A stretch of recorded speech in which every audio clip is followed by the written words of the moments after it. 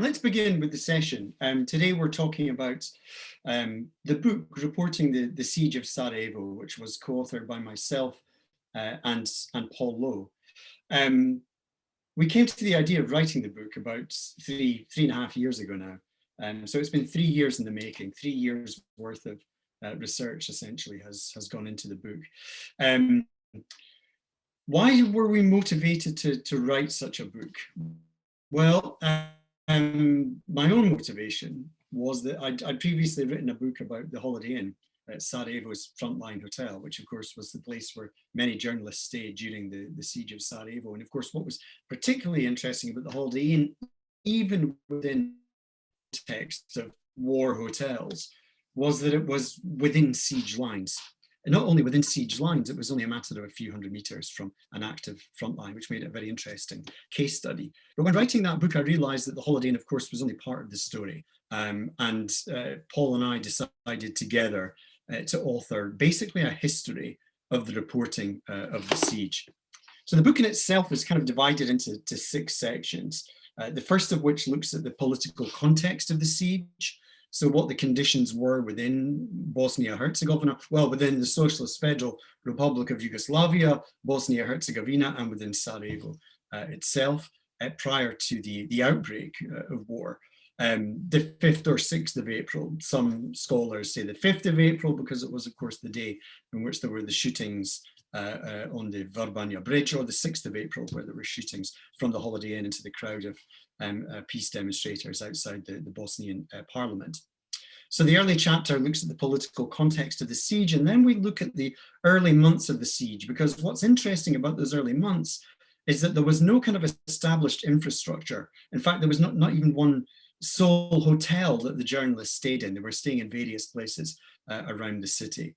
In mid-May 1992, many of the international journalists actually left Sarajevo because they were based in the Hotel Bosna in Ilija, and when that hotel complex, fighting became very intense around there, many of them departed for Split, in fact, in the middle of May. And really between the middle of May and the middle of June, there were very few foreign correspondents and photographers based in Sarajevo. There were a few, but there were not in the significant numbers that there later were in the summer and winter of 1992 and the beginning of 1993. So then we look at the emergence of what became a kind of reporting infrastructure.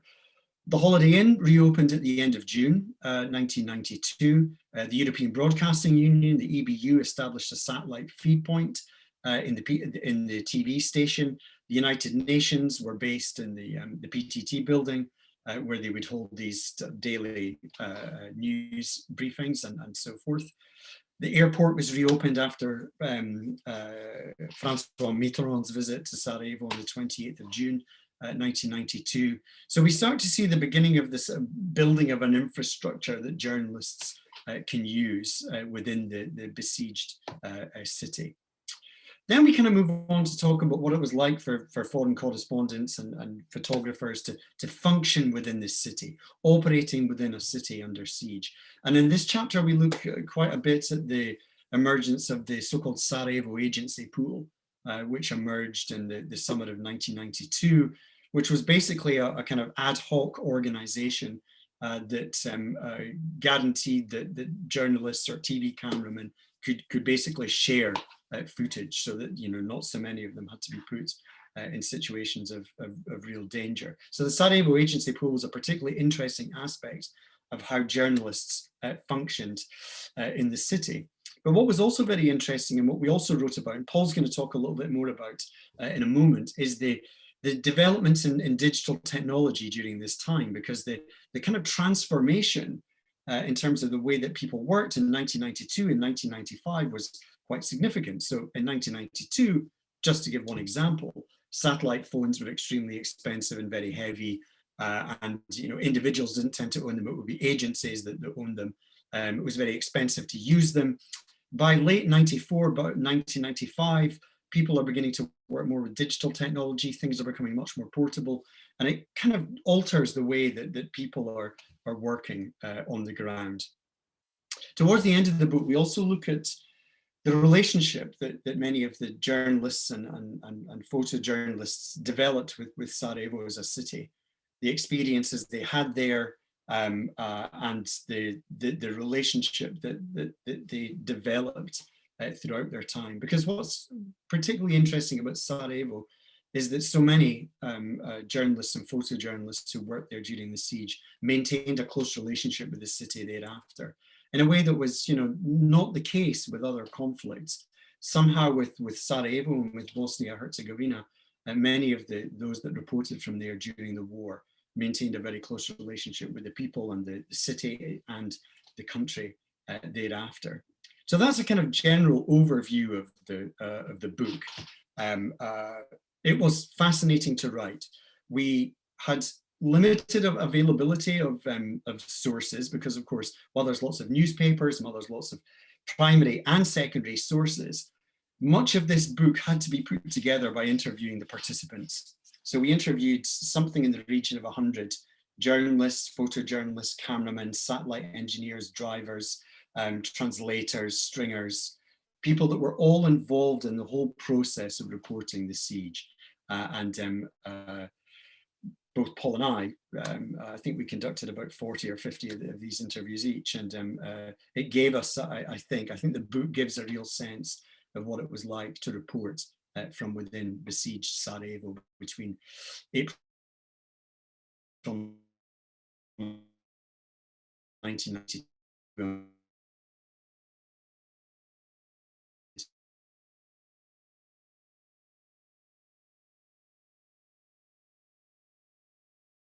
besieged city. Paul.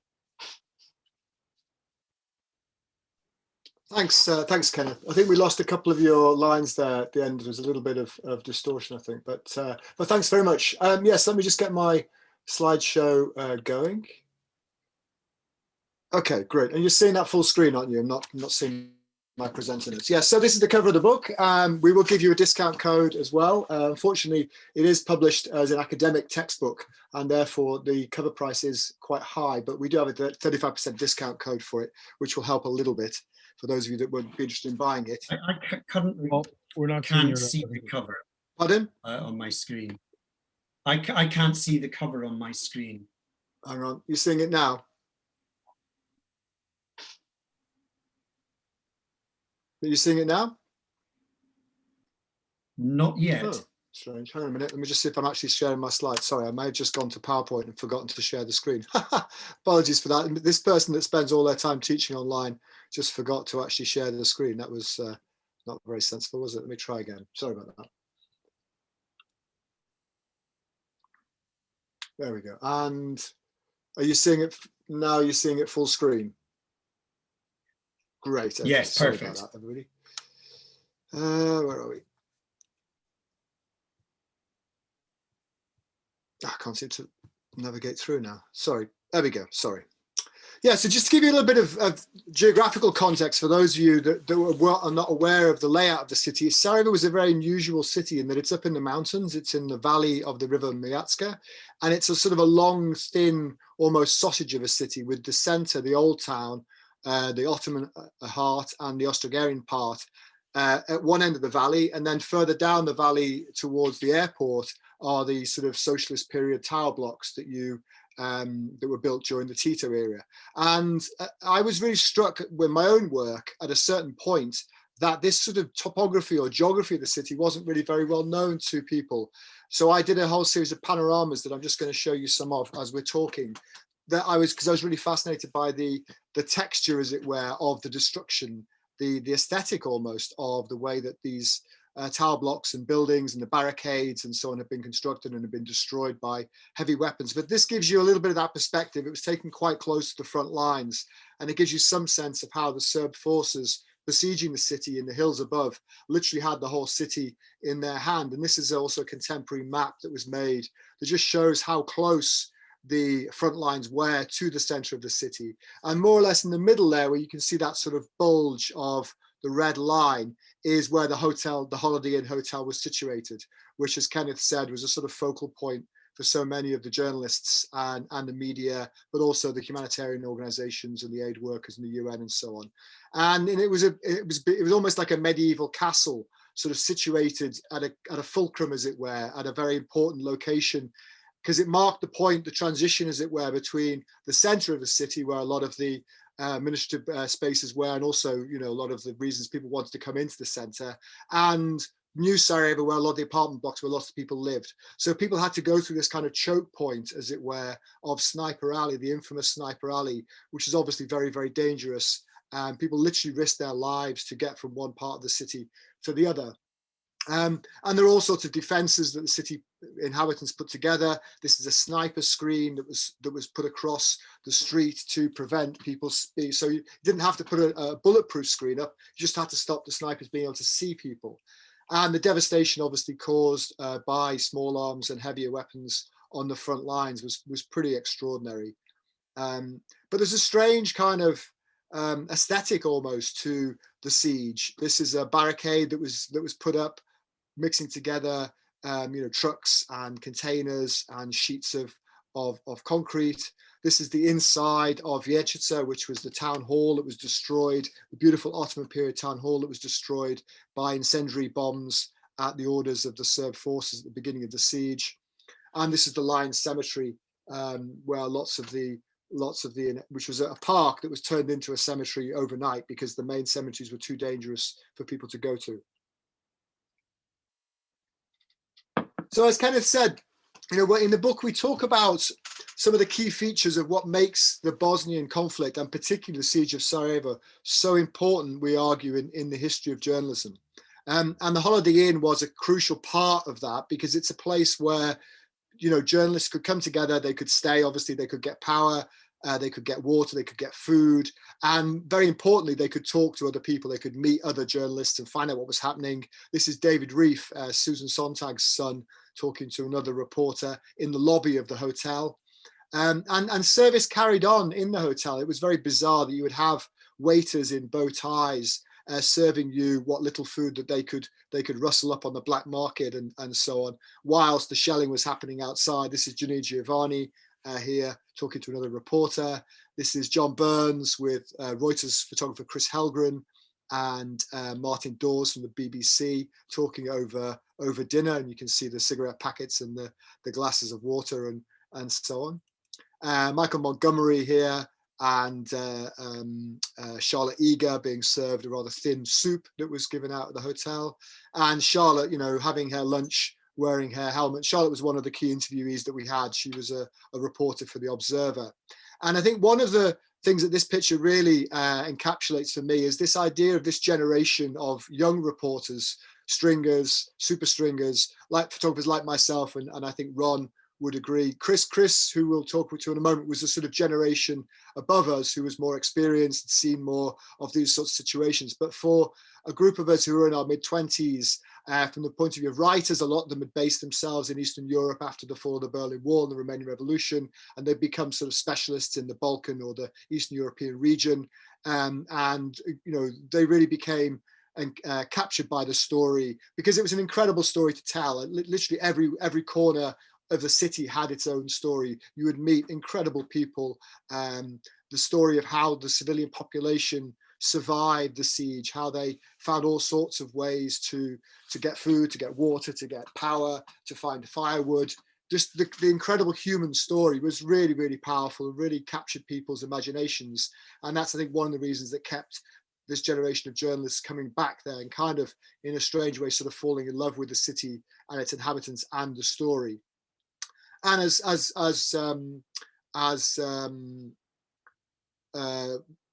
Kenneth talked about there was a lot of tension between the authorities, the UN, UNPROFOR, humanitarian organizations, and the media, because there was very clearly, you know, the media, the reporters and photographers on the ground, we were seeing very clear evidence of war crimes, of attacks on civilians, of bombardment of the city, and obviously out in the rest of Bosnia, even more horrific things happening in places like Prijedor and Bijeljina and so on. And we were telling a story that this was a war of aggression, a very clear attack on civilians. But the narrative that was being put forward by the governments, particularly the Western governments in Paris, in New York and in London, was that this was this ancient ethnic hatreds, and it was the Balkans, and everyone was to blame, and all sides were equally guilty, and you couldn't intervene because it would become another Vietnam, and etc., etc., etc. So there was a real misfit, if you like, between the narrative that journalists were putting forward and the narrative that the governments were putting forward. And therefore, and also we were calling, I think almost unanimously as a press corps, for some form of intervention, or for some form of organized attempt by the UN or by NATO to bring the war to a close and to bring humanitarian assistance to the people that needed it. And that obviously didn't happen. So there was a huge moral crisis, I would argue, or we argue in the book, in journalism, because the fundamental idea that as a journalist, if you tell the story well enough and loudly enough that people will do something about it, people will respond to it, was kind of negated in some ways by the war in Bosnia, because Ron took photographs in March and April 1992 that showed absolutely clear evidence of paramilitary executions being carried out on the streets of Bijeljina.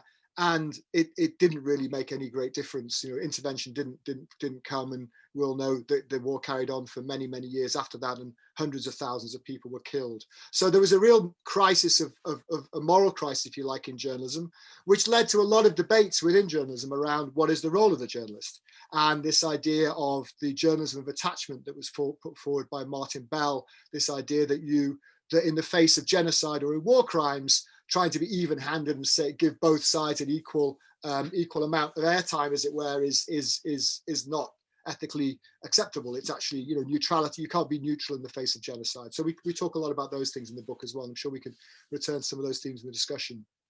And then, as Kenneth said, one of the other key themes of that period, that decade of the 90s, is the shift from analog to digital. And Bosnia the Siege of Sarajevo sits right in the middle of that.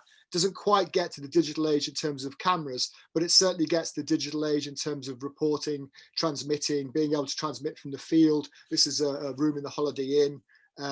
Satellite phones were becoming more widespread, although obviously at the time they were still pretty large, suitcase-sized, very heavy devices, but it did mean that you could communicate with the outside world without having to go through landlines. This is Chris Helgren in the Reuters office with the satellite dish up. And obviously live television broadcasts became possible. This is Kate Adie, the BBC reporter, doing a live two-way towards the end of the war. But having said that, one of the problems with this was the tyranny of the two-way, this idea that TV and radio reporters particularly were so tied to doing live stand-ups pretty much on the hour, every hour, that they didn't have enough time to actually go out and report the story that they were trying to tell. One of the other things that we talk about as is what you might call the safe securitization or the self-protection, or arguably the armorization or professionalization of conflict reporting. At the beginning of the war, we were driving around in soft cars. This was a Vauxhall Carlton from the BBC. It had been just a regular BBC sort of staff car in London that was used to drive around kind of various VIPs, but it was then sent to Bosnia at the end of its kind of normal working life and was used by the BBC at the beginning of the war. But you can see how vulnerable this is. The windows have all been shot out. People are wearing pretty minimal body armor. But by the end of the war, BBC, Reuters, AP, and indeed Chris Morris himself was quite instrumental in bringing in heavily armored Land Rovers, Jeeps, and other forms of transport, with Kevlar armor that had full protection, at least against sort of small arms. Obviously, it wouldn't stop a very large caliber weapon, but it would stop small arms, and they were relatively mine resistant. And obviously also at the same time, things like training in high-risk environments and first aid and kidnapping. So there's this sense of the sort of professionalization of the securitization of journalism that really was very evident as one of the key things that happened during the conflict in Bosnia. And then obviously something else we talk about quite a lot in the book are some of the moral and ethical dilemmas faced by reporters and particularly by photographers in the field when we're working, because proximity to suffering and emotion is obviously very much part of what photographers have to do. And, there was a sort of ritual almost of covering the conflict at certain points. of going, waiting for if shelling was happening or sniping, going to the morgue, photographing bodies in the morgue, going to funerals, obviously, looking for those charged moments. Most of the time, I would argue journalists were accepted, and we were welcome to work there, although there were moments, particularly towards the end of the siege, when it did start to become increasingly problematic because, nothing had happened. What was the value of what we were doing? And people were questioning that. And obviously there were some really key moments, which I think we'll touch on in a moment when we talk to Chris, where it was very difficult to do one's job because what we were seeing was just so difficult to deal with and so distressing. And I'm not going to spend long on this picture. I'm just going to show it very briefly, and then I'll move back. But this is a picture taken by Enrique Marti of the death of Nermin Djigovic, who was a young boy who was shot through the head. His mother was shot by a sniper. The bullet passed through his body, her body, and killed him in November 1994 on Sniper Alley, literally right in front of the Holiday Inn. And the ethics of representation of situations like that is definitely something that we think we covered, we talked about quite a lot. And I think the war in Bosnia raised all sorts of very difficult questions around what is the role of the journalist in covering these kinds of conflicts. So Kenneth, I think I'll leave it there for myself for now, and we can hand over to Ron, I believe. Yeah, Paul, thank you very much indeed. That was really interesting. And I should mention that one of the things we also talk about in the book that you did touch upon, it was the kind of resistance in Western governments to taking any action in Bosnia and Herzegovina. And of course, famously, the British Foreign Secretary, Douglas Hurd, referred to the journalists as the Something Must Be Done Club. There was liberal journalists who were calling for intervention, but in fact didn't understand the hard realities of geopolitics and so forth. And as Paul says, this is something we covered in some depth in the book. I wanted to move on now to bring in Ron Haviv, because as Paul mentioned, Ron's photographs, very well-known photographs, of course, that he took in Bielnia at the beginning of the conflict in March and April 1992, visceral images of what was going on in that particular town. The town was attacked by Arkan's Tigers. Arkan was a paramilitary leader, a Serbian paramilitary leader who was active in Croatia and later in Bosnia and Herzegovina. And Ron took some incredible images of what went on in that particular town during, I think it was the end of March, beginning of April. But Ron was also in Sarajevo throughout much of the duration of the siege. In fact, quite uniquely reported on the beginning and the end of the siege. And I wondered if we might start, Ron, by talking about your experiences in Sarajevo on those days, the 5th and 6th of April of 1992, when the siege in essence began. Because you took those very famous images of the shots being fired from the Holiday Inn by snipers belonging to the Serbian Democratic Party of Radovan Karadzic, and you were actually on the square on that when that was taking place. So what was your kind of recollection about that particular day on the 6th of April when you were photographing the crowd standing outside the Bosnian parliament? Well, I'll just share some. There are a couple of pages from my new book, Shadow of Memory, which goes into some detail on that day. And actually, the book is the idea for this particular book is to look at kind of images that people know from this crisis, but also some of the images that haven't been seen before. And so I had been in Bielina for what I consider the official start of the war on April 2nd, when Arkan and his men started executing Bosnian civilians. And after I had taken those photographs, I realized that I needed to go somewhere else because my life was going to be in danger once those photographs were published. So I decided to go to Sarajevo with the understanding that tensions and so on were rising in Sarajevo, but not really having a true understanding of what was going on. I arrived on the afternoon of April 5th. And there was a very odd energy in the city. Some people were already starting to leave the city. The bus station and the buses were filled with people leaving. I guess people that felt things were turning in a different way that kind of foresaw what was going to happen. And then there was this announcement and understanding that there was going to be a peace march, a march for the preservation of what they were then calling Yugoslavia, what the parts of Yugoslavia that were remaining after Croatia and Slovenia had already seceded earlier.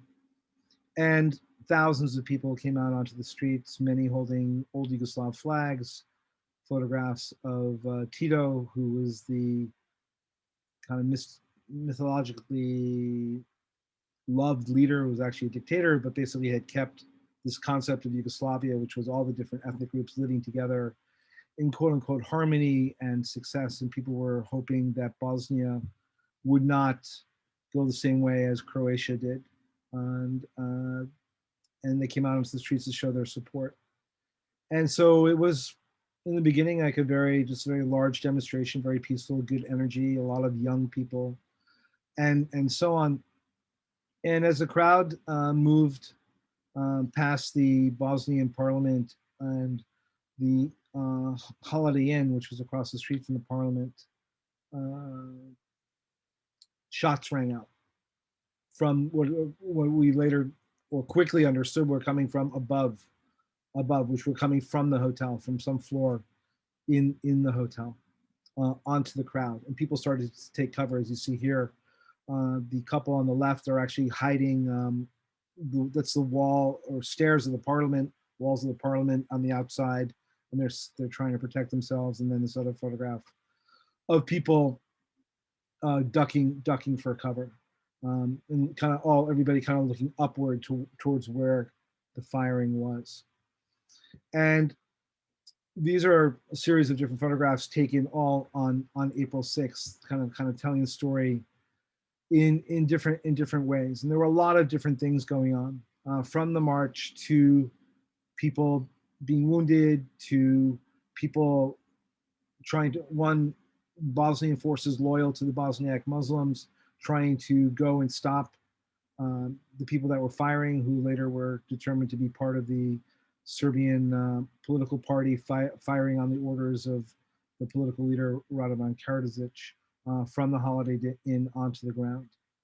And eventually they went into the hotel, they stopped the firing, and there was this kind of a moment of celebration. And you see in some of these photographs people celebrating with the police and the soldiers and so on. And they thought that was it. They thought that was the conflict. That was what everybody had been waiting for. The conflict was now over. They had captured the assailants, and everything was going to be okay. And of course, little did anybody know that actually was not the end, but it was actually the beginning. So there was a very odd energy that was going on throughout that day, and nobody really understood exactly what was happening and what was going to happen next. And one thing that people knew was that had the Serbian army from Serbia itself or the militarization of the Serbian side on the Bosnian side, if they decided to come in with heavy equipment, tanks, and so on, that there wasn't enough of a defense corps to really protect Sarajevo. And many people, including myself, thought that the city would fall quite quickly if there was a real attack. And myself and many of us were wrong. And that the city itself gathered together, first being defended by the local mafia in different groups who fought against Serbs making incursions into the city, until they eventually were able to organize themselves into a defensive line and protect the majority of the city. And the city, of course, never fell. The city did get split in different sections, and one part of the city, an area known as Grbavica, was split and taken over control by the Serbian side. Another part that Kenneth referred to earlier, a suburb, Alesia, was also taken over by the Serbian side. So you also had refugees or displaced people moving back and forth in those early days. And what was very interesting, and when you look back on it, whether by design or by accident, that the whole world's attention after April 6th about what was going on in Bosnia became synonymous with Sarajevo. So as the Serbs started to fire into the city with tanks and shells and snipers and so on, everybody was like, what is happening in Sarajevo? But meanwhile, on the whole northeastern corridor of Bosnia, Serbian forces, paramilitaries, and so on were ethnically cleansing thousands and thousands of people from their homes. And the majority of the world, if not all the world's media, either were not allowed to or just were not interested in documenting what was happening because everybody's attention was focused on what was happening in Sarajevo. And then moving to the last day, because I had decided, had I been, since I was in Bosnia for day one, I was going to see it through the end. And like Chris, spent a lot of time going back and forth to Bosnia. And as the Americans came in, NATO came in to basically enforce the Dayton peace agreements, which ended the war, the city became reunified with Grbavica and Alesia.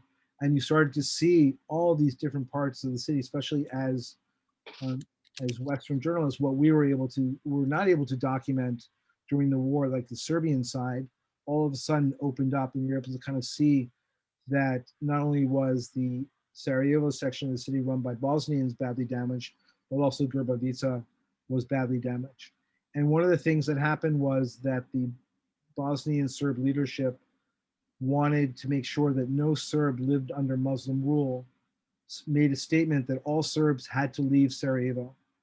And those that didn't want to leave were basically burned out of their homes. So you had Serbian arsonists burning out Serbs who had decided that they were tired of the war and wanted to go back to living with their brethren, and their leadership, their political leadership, wouldn't allow them to do that. So the last days of sort of the reunification of Sarajevo were quite chaotic, with lots of different things happening. And you would have scenes like in the cemetery, Serbs would be going to the cemetery to dig up their ancestors, to put their coffins on tractors and take them out of Sarajevo to their new homes. While you had young people, as you see in some of these photographs, being arrested for burning Serbs out of homes, as you had Bosnians coming in to reclaim homes that they had lost 4 years earlier, and so on. And it was this very chaotic end to a war. And I think in some ways, the chaos that ended this war still exists today in Bosnia, where they're unable to kind of move past some of the images that you see here. Ron, that's absolutely fascinating. I must say we've had a number of questions coming in asking when the book is going to be available, because some of those images, for example, even though I've trawled through the archives of all of the available images of the 6th of April outside the Holiday Inn, I haven't seen some of those images. So I know that there's a great interest in your book. Can you tell us when it might be available for people to? Yeah, we're going to print in Sarajevo relatively soon, and we'll have an announcement on 7 when they can buy the book. Okay, so we can look forward to that. That's really interesting, Ron. You were there at the beginning and at the end of the siege. You must have seen a terrific transformation, a very negative transformation of the experience of ordinary citizens living in Sarajevo. And I wanted here to bring in Christopher, because I know that Christopher witnessed a number of events in Sarajevo in which civilians were directly targeted by snipers within the city. And I think one of the things we do deal with in the book is the experience of ordinary citizens, and just how, in a sense, brutal the siege was. There was no military logic other than to starve and to intimidate the population into submission. And one of the interviews that really, when I was reading the interview, really made an impact on me was Christopher's interview. And I wonder, Christopher, whether you might tell us a little bit about your own experiences in Sarajevo, how you came to report from there when you first arrived in the city, and what your experiences subsequently were there. Well, as I don't know, most might know, I went through, and am I unmuted here? Yeah. I went through basically the whole Croatia and the first split up. And so I had even was in Zagreb and received a call from Ron from Belgrade to get to Belgrade, because the next day they were going to be going into Belenia. But I did not want to believe that I was just trying to, from the horrors that I witnessed in the Croatian War, I wasn't really prepared to throw myself into it. But it started, the whole incident at the Holiday Inn, and I immediately raced. I got myself to Belgrade, and through contacts that Ron and I had made with the JNA, the Yugoslav army, I had some officer's name. I was able to get myself on a captured Croatian military DC-10, and I flew into Sarajevo for the evacuation of the Serbs. And we first flew to Banja Luka, and we picked up young fighters to fly into the city. I had a letter from most people don't know this part of the story, but I flew into Sarajevo on this unmarked captured DC-10 to pick up civilians. Arrived at the airport, it was completely, the crowds were outside. It looked to me like, I don't know, 5,000, 10,000 people at the fences trying to get in to be evacuated out from the airport. And I remember, and at the time it was my translator, the woman I had met, that kind of made me not want to do war. She had helped arrange me, and we had flown down. We got off the plane, and we had this letter, and we reached the top of the stairs. It was immediately grabbed by some officers, and they basically tore the letter up, and they says, "This is not Yugoslavia. This is the Srpska Republic of Bosnia," or whatever. And they kicked us out. They brought us out and kicked us out at the fence line, and it was picked up by, there was a journalist, Julio, in his just beat up, shot up soft car, and we drove into Elysia in the hotel. The minute we got to the hotel was under attack. It was under attack on all sides, and we kind of spent that next night and the day. We didn't even bring toothbrushes. I was flying down for Time magazine to do the evacuations of the Serbs. They wouldn't let me photograph. They wanted to take my cameras at the airport. They were very aggressive. They were very aggressive of this American getting off the plane, working for Time magazine. It was basically, who the fuck are you? We don't care, basically. And you saw the population. They were afraid. They had it was like what you saw in the 1940s in Europe, evacuation of a population. But at my point now, it's about my survivability. I brought this woman here, and where are we going to sleep? Where are we going to go? The next day we made it into Sarajevo. We crossed into the lines, and it was like this weird atmosphere. It was almost like a cafe atmosphere. It was a bright sunny day, like before war. But you could see it was like gangs of fighters. Yuka was there. I was introduced to Yuka, and anybody who knows Sarajevo history will know who Yuka is. Invited to take us around and all that. But my thing was to try to get out and get back and come prepared. So I went back and then hooked up with a couple other photographers, and we drove back to Sarajevo. In May, that time period when you said there were no journalists there, that's when I went back, and that's when the first market thing. So I don't want to get long into it, but I ended up staying through the war. But from day one, I was already burned out. I was burned out in the first 6 months of the war. And you talk about this armorization of journalists. Eventually it became a survivability. I went back to Time magazine after working, that first year in Sarajevo. It's like, we can't work like this. You can't move. Where friends are getting killed weekly. People losing their balls, losing their legs, losing their faces. It was horrid.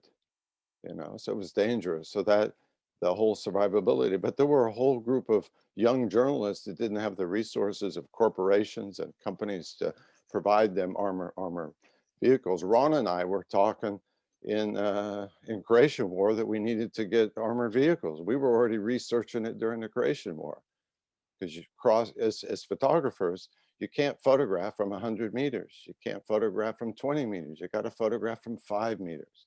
And you're basically putting yourself with men trying to kill men. And this brings me to the basis, this whole bit of, how do you document horror?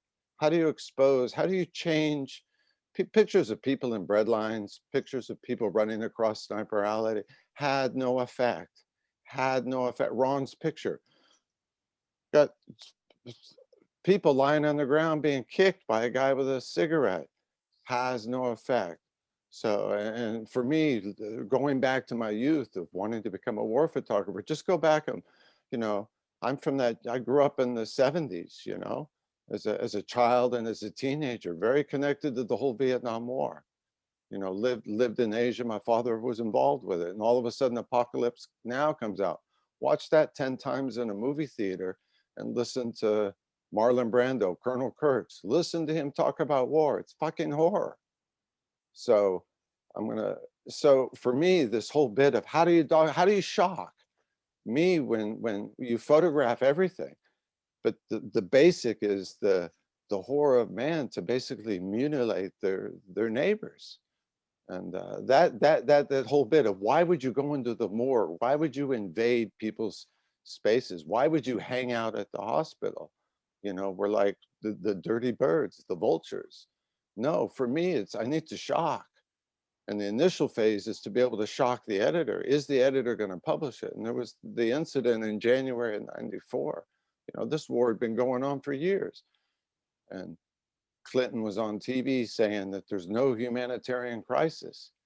Water's getting in, there's food. And to me, it wasn't the food, it was like children are getting their, you know, faces ripped off. But nobody's going to publish it. So I don't know if you guys can see my screen. It's just a folder. I didn't know I was going to show anything. So I'll just have this instance. So I don't know, does this image show up big? That shows. This is, Chris, just to contextualize, this is the image from Ali Pasha Napoleon in 1994. January 22nd, 94. Yeah. I had already been there a month. I had already been there 45 days. You know, I would go in and try to stay a month or 2 months until I couldn't take it. And I go, you can see my armored car in the background there. We had heard on the radios, you talk about the Sarajevo agency pool. You had these walkie-talkies, and I had scanners. I even had scanners. I had all the UN frequencies. I had the Bosnian frequencies. I had scanners. So we heard this, but the time we got that, they had scooped the children out of the snow. And this, the can was there. It's like so obvious, looks like a setup picture, like somebody threw that there. But, and yeah. So how to do it, how to photograph the scene, and why do these pictures? I mean, I think. And the thing that the pure horror for me is the fact it went on for so long, you know, and yeah, this is when the parents, when the father and grandfather came in to identify, it said, you know, and I'm not going to show the harder ones, and then this is later, the funeral. Yeah. But it was my breaking point. It was my breaking point for the whole war. I mean, that's it, as you say, it was astonishing. And I screamed, I called, I'm going to stop share. I went up to the PTT and I called Time Magazine. And I said, give me the editor in Washington. Give me the main editor. I want to say it. Yeah. It's like there is a humanity, because 2 of them had their faces removed. A girl and a boy did not have their face, and you could see the backside into the skull. It's horror, you know. And how to shoot photography, it's moral judgment. To make people examine moral judgment. What morality do you have as a human being? And that's what photography can do. You need to shock their moral judgment. How can you stand for this? Anything. Syrian boy washed up on a beach. The power of photography. We're not vultures. It's a very difficult craft to do, you know, yeah. And I'll kind of end it on that. And that's why I've avoided. I didn't go back to Sarajevo till just when the academy opened. I avoided the place for over 20 years because it's a painful place. But the people there, the people that live through it know exactly what it is. Yeah. But the thing is, what are they teaching their children there? What is going on there now? Well, as Ron made so yeah, reference to when he ended his contribution there, that you know, to an extent these problems still exist because politicians, politicians play divided hatred. we could all Yeah. deep back to our ancestry, even in our country, going back, Yeah. the Confederacy, everything. It's like politicians know how to spin hatred, you know. Yeah, I mean, this is a conversation. And they do it for power, you know. Yeah, I mean, certainly in the case of Bosnia-Herzegovina, I mean, the Dayton Agreement was a great way of stopping the war, but it wasn't an effective blueprint for building a functioning state. No. And I think that's been proved. And Ron made reference to that at the end by saying, you know, to a certain extent, those problems still exist in Bosnia, where, you know, some of the fundamental issues that underpinned the war in 1992 still remain somewhat, you know, problematic or unresolved to this very day. So, but Christopher, that was really fascinating. Thank you so much for sharing that and for sharing those, you know, visceral images of that event, which I remember writing about in the book in early 1994 in Alipashno-Polje. Yeah, we have a number of questions and answers. Shall we move on to the Q&A session now? Because I think we don't have a tremendous amount of time. I think we've got about 25 minutes left to take Q&A from the audience. So I will begin that process. There was one question for Paul, actually, about what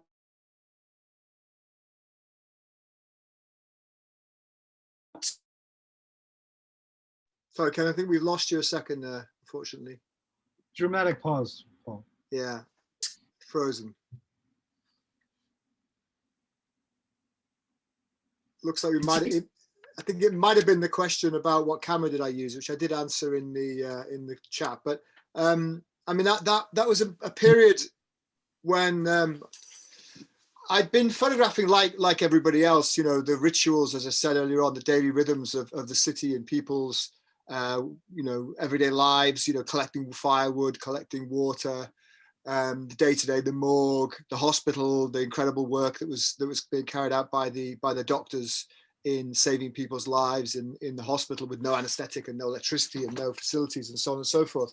But there's a certain point when you've kind of almost exhausted that visually as well as emotionally, and that's why in 1994 I took this Fuji 617 panoramic camera and the Hasselblad square format camera and a tripod. And there was a period when there were a series of sort of more or less successful ceasefires that meant that certain areas of the city opened up that you couldn't have gone to before because you would have been, you know, killed. Some of the frontline areas, particularly around Dobrinja. And that gave me an opportunity to spend a bit more time out on the streets than you would do normally because it was that little bit safer. And so I spent, you know, the best part of that winter, sort of 94, 95, out with shooting landscapes of the devastation, destruction, which was a very interesting process. I was really fascinated, as I said, by the structure, by the way that these barricades had been built and designed in some cases, as it turned out, and by the aesthetic of destruction, and just by the sheer sort of the devastation caused by heavy weapons and snipers and the ways that the city had tried to resist that. And what was very interesting when I took it to show to editors, you know, I showed that series, I remember, to one picture editor in particular back in London. And, you know, this is somebody who by that point, you know, 2 or 3 years into the conflict would have seen thousands and thousands of photographs and, you know, dozens of television reports. And particularly that picture, the panorama, I remember them looking at that and saying, wow, is that what the city looks like? I'd never realized that. So that really struck me that in a way, it's a real sort of metaphor for how in the media, very often we actually don't really get that contextualization, that bigger picture. We get this little narrow focus on a street corner or one person's life, which is obviously very, very important. But very often we don't step back and give that broader context and set the scene more sort of widely than that. And little bit of, I suppose, shameless self-promotion, but I've just opened an exhibition at the Historical Museum of Bosnia-Herzegovina in the center of Sarajevo that I work with quite a lot, of that series of landscape pictures, where we've printed them up on pretty much the largest we could possibly print them onto this mesh material. So it's an outdoor exhibition on the plaza in front of the museum, and the prints are 3.2 meters high and 9.6 meters long, mounted onto sort of internal wooden frames. So they create these almost like the size of a shipping container structures. skinned with the pictures, and they do look, I have to say, even say so myself, pretty extraordinary at that scale, because for some of the images it's almost one-to-one. It's if you're standing, you know, literally in front of the scene as I saw it back in the 90s. So I think that was the answer to the question, because we lost your audio for a second there, Kenneth, but I hope that was answered the question you asked. I think you lost me entirely for a second. I had to log We did, on again. unfortunately, yes. Yeah, thank you, Paul. And I've got a question next for Ron, actually, from one of the audience, who says that they've seen your presentations a few times, but it's the first time that that you talked about the local mafia working to protect the city. And did you document them? And were they a sizable force within the city? So I assume this is referring to Juka Prazina and these armed criminal gangs who were defending Sarajevo in the early days of the siege. So Ron, did you manage to document some of those? Yeah, it's really a question. It's a question for Chris. I didn't really spend much time with them, but Chris has already referenced. I spent around a week. I don't know if you can hear me. I spent around a week with Juka. He'd go around, hand out candy, some Coke, juices. He'd ride around in an Audi. He was all banged up. He still had pins in his body. He was hit by from the hills at the day of the Holiday Inn thing, I think. His group, he was pretty shot up. But he would drive around, 160 kilometers an hour. His men would go through apartment flats and break in. And I went with him. I photographed his men breaking into Serbian apartments, stealing all this stuff. But they would go and they would distribute it, sell it. They were an integral part of the defense of the city. They're the ones that kind of helped form those budgets. If not, the city easily should have been overrun. People have to realize in the center, just over from the Holiday Inn, was the JNA barracks that was surrounded. They were trapped.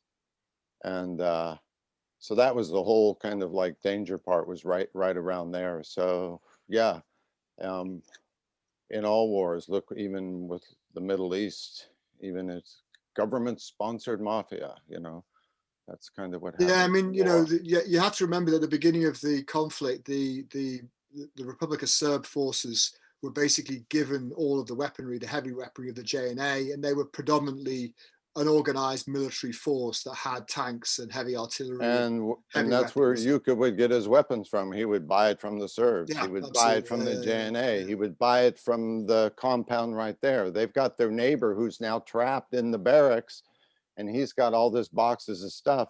Who can go in and get it out? Is Juka. And on the other hand, as Chris said, the defenders, the Bosniak defenders of the city, there were various ad hoc groups that formed. There were the Green Berets, there were some groups that formed from the Islamic community, and there were a number of basically criminal gangs that had operated in the Yugoslav period, where they'd travel out abroad and carry out various kind of petty crime and bank robberies and so on, and formed around their leaders. So people like Satso and Jufka and Čelo, formed because they had a gang essentially, and they took weapons and they defended the city along with these other ad hoc forces. And it took quite a while for any formal sort of structured military organization to emerge. There were days, I wasn't there, but I think there was a period in May when there were some critical battles, particularly around the Parliament Presidency building.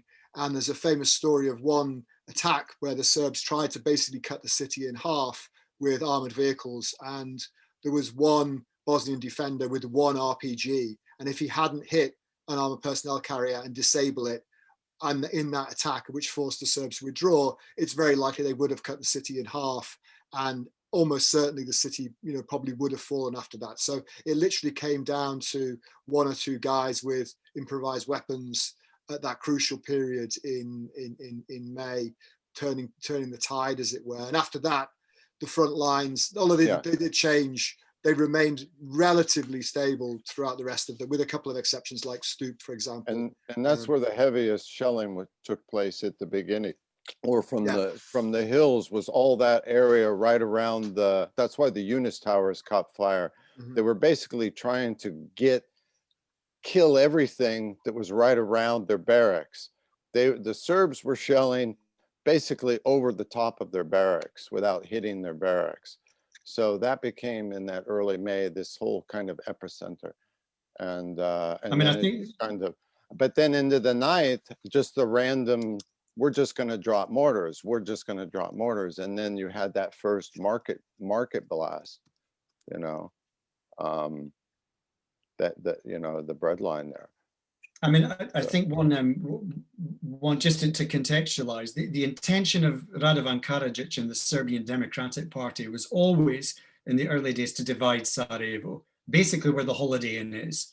So they would basically take the Holiday Inn all the way west to the airport would be SDS territory. And, you know, Bosniaks and Croats would get the Austro-Hungarian part, and they leave them the old town, you yeah, know, yeah. basically. And eventually So, submit them into submission, you know, and they were Europe just ignored it. Yeah. You know, Chris, we do have a very specific question for you. On your comment about, you know, how much time you would spend in the city, and the you know, even on the first day, it was extremely challenging for you. And one of the participants has asked, what length of time away is it adequate, essentially? And is it even possible to be adequately away to regroup and return to something like a bit of to refocus your purpose? It's individual. The thing, anybody that worked there, it was almost like 10% of your effort became work. The other 90% is food, water, shelter, shelter. Because I didn't always, first off, in the beginning, there was no Holiday Inn. There was not operating. They opened it, but did you want to stay there? Did you want to sleep in a building that's right on the front line? It's being shot. You know, you had the front side there. You know, those rooms just became, it just becomes survivability. You know, you got to make sure you have food, fuel, and water. But eventually everything came in, and us as journalists were able, you could cross over, you could go to a leisure, you could go shopping, you could bring stuff back in, you know, for us. So we had it was just I think also, Kenneth, you have to remember that Bosnia wasn't happening in isolation. You know, you were Sarajevo wasn't happening in isolation. So not only were we covering Sarajevo, but quite often we were going out to places like Mostar or Vitez, or I didn't go there, but Gorazda, for example. Gorazda, you know, it's like, you know, Eastern Bosnia and so on. And also at the same time, Rwanda was happening, Palestine, you know, towards the end of it, even Chechnya. So, you know, Somalia. I mean, I went from the beginning of the siege in July 1992 in August to Somalia, and Chris was there and Ron was there. So it's not even that you were recovering from Sarajevo. You know, that decade was, I mean, and onwards afterwards, obviously, was incredibly intense in terms of the stories. And the industry has changed for journalism. Back then, there was place for independent freelancers to market their material. It is extremely difficult to cover the world the way it was covered at time. It's a new way. It was just, the industry has changed. For me, it was in a sense though, but it was also extremely difficult because we had logistical. You spend 3 days overland to get into Sarajevo and you shoot film. In the early days, there's no transmission. You have to get your film out. Your editor just says, well, I need you to go out. Well, it just took me 3 days here and I was almost killed 5 times. I'm not going out. You're going to have to wait. And then you would ship your film. As photographers, we would not see our work for months. Is your camera working? Is it focused? Are you overexposed? How much film you have with you? You come in with 100 rolls, that's 3,600 image. You have to pace yourself out. You try to get out messages. Is anybody coming in? Can anybody bring film out? Or if you have a journalist leaving, you get a pack of film out. Just getting material was out until the digital thing, and the wires were shooting color negative. But for me, I don't want to shoot color negative because of the archiving transparencies, you know, will last 80, 90 years, where color negative will fade much faster. So how we worked was interesting. It's a generation that's gone. Yeah. That's really, really interesting. We did cover this in the book. Paul wrote a great deal actually about how to get images out of Sarajevo, how to get your film out, but also when it became possible to transmit those images, the problems that were inherent with that. Look, there's a very important question that I want to all of you really to address, because I know that we only have, I think, 13 minutes left. And this is a question from James. Do you have any advice for future photojournalists for how to recover emotionally from covering conflicts and disasters? And is there anything that's an effective way to help process and to help work through that? So, Paul, shall we start, then perhaps Ron, then Chris? Yeah, I mean, obviously it's an N+1. I mean, we all have our own different strategies, but what helped me a lot was community, was having friends, having people that actually I didn't need to talk to about the experience, but I just knew that they knew, and not having to kind of go, I mean, talking about it is important. I think that's a very important part of coming to terms with what you're experiencing, but then not having to talk about it and feeling okay about that, I think is also very important. And obviously, you know, it's a little bit of a chicken and egg, you know, and the danger is you end up only spending time with other people that have been through it. But Sarajevo, you know, I live in Sarajevo now and most of the time. And obviously that means that lots of my friends, we have that shared experience of having lived through it. It's very interesting to see how people are responding under COVID, for example, to some of the problems that people are living with. I mean, sadly, the death rate currently in Sarajevo from COVID is higher than it was during the siege. So more people are dying every day at the moment in the city at this particular moment than were being killed at comparable periods during the siege. So I think for me anyway, having a kind of community of people that I could, that knew not to have to ask the questions, if you see what I mean, was very important. I think, you know, having a sense that what you're doing has a value is also very important. And I think, you know, I think for all three of us, the fact that as we look back, our work has I think formed a very important archive of what happened there. And I think that's true for all photographers. That gives you a certain amount of sort of retrospective, I don't want to say satisfaction, it's a wrong word for it, but sort of a confirmation that your images have a function and a value, that they're part of that documentation of that period. And if collectively we hadn't documented it, then there would be a big gap in that archive. So I think for me, looking back, that gives a certain validation and gives me a certain strength from that. And also for me, you know, I covered a lot of, you know, you see a lot of extraordinary horrible things, but also you see a lot of extraordinarily magnificent things and brave things. And you know, I covered the cultural resistance of the city to the siege very heavily, for example. And for me, that was an extraordinary testament to the survivability and the resilience of the human spirit in the face of something like that. And that gave me a lot of reason to keep going back and to be able to deal with some of the things that I'd seen and experienced. Thank you, Paul. Ron, what about your coping strategies or mechanisms for dealing with the kinds of things that you're experiencing when covering conflicts? Well, first I would say everything that Paul said, I would agree with. And then to add a couple of things on top of that, I think that one, that it's important for you as an individual to realize that when you return from a place of conflict or disaster or something extreme as a photographer, and you go back to your normal life, the acclimation process is incredibly important. And you need to understand that it's your responsibility to understand that the world of disaster is not normal. Your normal world is going to the bank and going to a restaurant and being with your partner and so on. And you have to make a real effort to readjust yourself and not expect other people to adjust to you.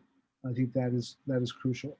I think also that given that PTSD, which is what we're basically talking about to a large extent, has become such an understood result of journalists working in these situations, that there are many organizations out there that are been developed to help you as a journalist.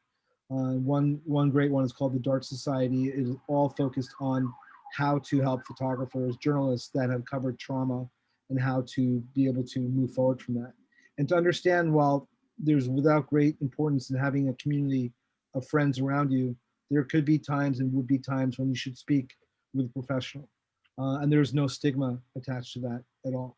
And that it is what used to be when you see the sort of the cliched photographer, war photographer, drunk or on drugs or so on. That was their way of coping from Vietnam and so on, where there was no understanding that there was psychological ways to help people. There's no shame in it. We all go through it. So if you are experiencing something and your community cannot help you, reach out to these organizations. They'll connect you with the right people. It's quite serious, especially if you do this using what Paul said. If you go from Bosnia to Somalia to Chechnya to Rwanda in the space of 6 months, that's a lot to witness and document and be part of. So everybody is different, but everybody at some point needs to take a breath and to reevaluate where they are and how they are emotionally. Yeah, thank you, Ron. Chris. That's a tough one. Yeah, for me, it's I didn't really discover this whole issue of what it was of having PSD. I definitely know I have it. All the things I put myself through or had put myself through. The most important thing is self-examination, especially if you're asking the question, okay, I'm going to step out and do this line of work. It's really a self-examination of asking yourself why. What is the purpose? What are you going to do? Because you are going to you're going to put your mental stability into to the edge, just in case of what you can face, and then you're thrown back into society. And society, people don't care. People don't care what you've seen. People don't care that you've made the decision to go do that. People are worried about their kids going to school, doing their laundry. Everybody has their lives. That was the hardest thing for me back in through the 80s and the 90s. And I did it 8-9 months a year. I just did conflict. So I'd come back and I couldn't understand why people weren't paying attention. And there was Mike Feldman from AP. And I remember early on, he says, Chris, people don't care. People aren't gonna, he basically said, what you're doing is selfish. It's a selfish business. It's a selfish industry. And he was one of the first, coming from Mike Feldman, because he had all his star AP photographers everywhere. So again, it's about, you're challenging your own morality. It's a stand over. Like, the worst experience for me was going to Somalia to cover famine. I did it once and I would never do it again. I told myself, I'll never cover famine. It's beyond what my mental capability could handle. You have a skeleton dead 3-year-old, or not dead, child clinging to your leg, and all you have is a camera, and you have to peel the hands off and let that child lay on the ground. And you're there in the middle of Baidoa, in the middle of the Horn of Africa, no communication. And then you have to sleep and you have to eat. The same in Bosnia, So to do this line of work, you definitely have to have a really good, solid network, family and support. But the issue with that for me is, forget about you, and forget about you, what you're deciding to do with your mental stability and putting your body through this. What are you doing to your loved ones? What are you doing to your mother? What are you doing to your sister, your wife, girlfriend, uncles, friends? Look at all the network, when Tim was killed in Libya, look at that network of people, that everybody that loved him, and all the stress when you get on a plane to go somewhere, I'm leaving, you pack your bags and leave. So yeah, there's real issues with this. So I'll end it on that. Thank you, Chris. That's I have to say, it's been although I co-authored this book, it's still incredible for me to hear these recollections. And unfortunately, we're almost out of time, so we don't have more scope to take more of the questions. But there have been many questions. There's lots of thanks coming in from Paul, for Christopher, for Ron. It's a really, sure. I want to say one last thing, kind of a really strange and stupid anecdote. My whole life growing up in the 70s, you hear that song, Stairway to Heaven. And it's just like, okay, we all know it. Some people even probably hate it now. But it was just in the last years, there was a line at the end where he says, to be a rock and not to roll. And it clicked to me what that finally meant. It's basically to be a rock and not to roll. Don't let this stuff push you around. Stand your ground, stand your purpose, stand what you're doing and what message you're trying to show the world. Ron, Paul, the journalists that are rocks and stand their ground, and they push their message through no matter what the critique that they get of why they do it. So it's just a kind of an ending note I wanted to say. To be a rock and not to roll, you know. Don't let, pushed around. Sorry, guys. It's a tremendous way to end this session. And thank you so much to all of our participants today, Paul Lowe, Ron Haviv, Christopher Morris. It's been absolutely fascinating. There are a number of questions that you can address that are really not for me as the kind of co-author of the book, but for you individually, and perhaps you might be able to have the opportunity to address some of those questions in the chat. But for now, thanks to everyone at 7 Insider for organising the event. And of course, check 7 Insider's website for subsequent events that are coming up. This is actually my first that I've attended as a participant, but I'll certainly be attending more of them because I think today's been a fantastic session. So thank you very much to all our participants for their contributions today. Thank you.